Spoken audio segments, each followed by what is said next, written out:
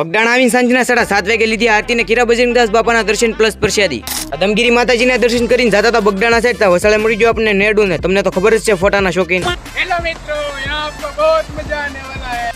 નેડુ જઈને થોડા ઘણા ફોટા પાડી નીકળી ગયા બગડાણા સાઈડ ને. ફાઇનલી મિત્રો પહોંચી ગયા બગડાણા ને. પહેલા તો આપણે સપલા ને એવું જમા કરાવવું પડશે. ફાઇનલી સપલા જમા થઈ જાય તો હાલો હવે દર્શન કરી. પહેલા તો આપણે કાલ ભેરો દાદાના દર્શન કર્યા, પછી એવા બજરંગદાસ બાપાના દર્શન કરવાના. બજરંગદાસ બાપાના દર્શન કરીને એવા સમાધિ મંદિરે દર્શન કરીને એવા ધ્યાન મંદિરે દર્શન કરીને હવે મિત્રો આપણે જવાનું છે મોટા મંદિરે દર્શન કરવા. તો હાલો.